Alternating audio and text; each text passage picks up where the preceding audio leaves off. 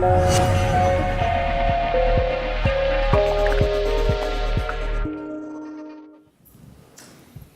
we're all, I think at this point, familiar with the white working class narrative, this idea about the left behind, the losers of globalization, that may be.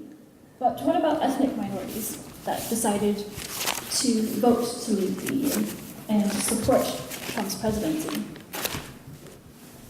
See, a few weeks ago, I emailed UKIP headquarters asking what their ethnic minority membership was, and this is the response that I got. Okay. Thank you for your email. I'm afraid I cannot do that, as we do not keep a record of the ethnic background of members. Why should we?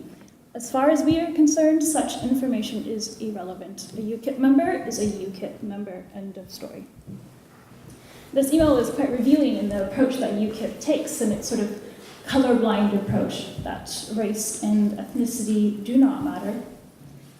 Rather, it's the pledge of allegiance to what they see as a sort of civic British national identity, even though we know this is clearly not the case behind the scenes. But if this is the platform, once again, why did ethnic minorities back Brexit and Trump? So let's just look really briefly at the data on this. We see here a breakdown of, by race and ethnicity of voters that voted to leave the EU. Let's see, the majority, as we were expected, were white Britons, Christians. But I think what's most interesting is looking at these religious groups. Sikhs, which is quite high, actually. And then also Asians, Muslims, Chinese, Hindus, and blacks. If we look even more in depth at the data, you can see, in particular, the British Asian Brexit vote. So in areas where there was a large South Asian population, that is areas over 25%, areas such as Luton, Hillingdon, Slough, and Bradford voted to leave. And now we're getting more information about the voter breakdown. We can look now at the ward level, and areas such as Ealing and Hounslow were very split with the Asian vote.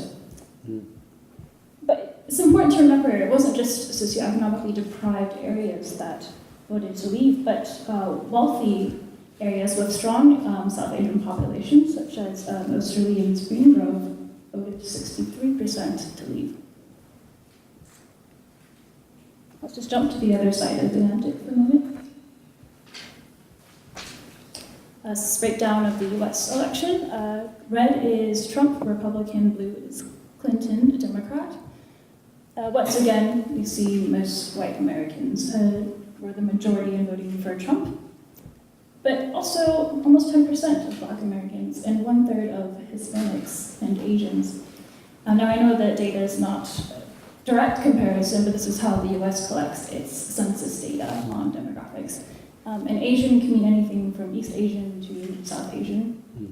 And we saw during Trump's campaign, Black Trump supporters, Latino Trump supporters who actually liked his idea of building a wall because they felt that they were illegal immigrants and that illegal Latinos were coming to claim benefits in their own state.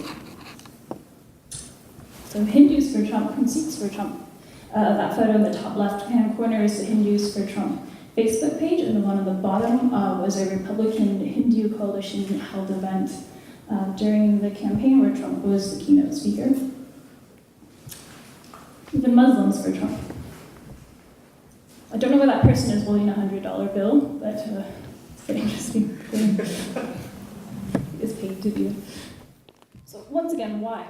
Why would ethnic minorities support Trump and his platform?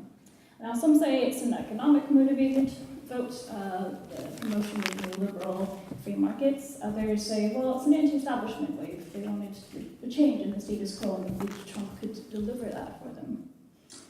But I believe the core issue here is really the good immigrant myth.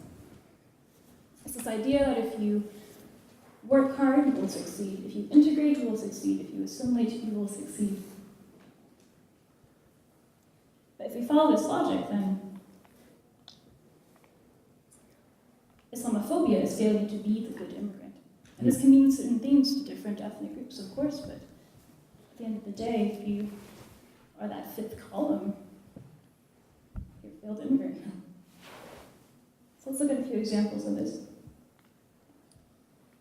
This is a statement from the Hindus for Trump group. It is not us, but the Islamists who are responsible for bringing hatred upon themselves.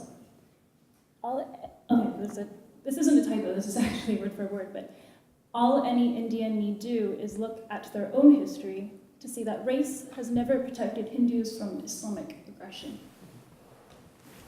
It's important to bear in mind that American Hindus have been called a new model minority. They have disproportionately succeeded even 1% of the population. They always get top placements in universities and in respected professions. What we see here is that Islamophobia is weaved into a historic South Asian narrative that has traveled with migration, with the diaspora. Let's jump over back to the UK. Our favorite, Rahim Qasem.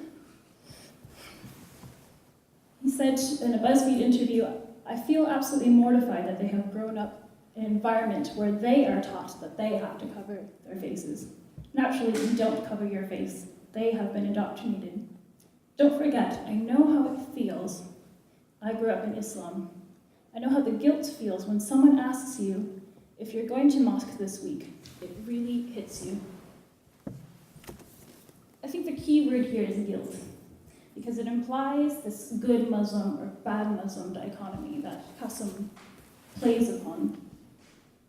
And it's this type of polarization that leads him to reject his Muslim identity and find a new one. Oh, she clearly did with you, Kip. But more importantly, it shows that we need to have a conversation of Islam as dynamic and constantly evolving within societies. So just to conclude, because I think the last talk, so I must be pretty tired at this point. Right-wing populists can appeal to ethnic minorities because they simplify Islamophobia. And this ultimately prevents communities from engaging in what are much needed but difficult conversations about identity and belonging, whether that be in the UK or the US.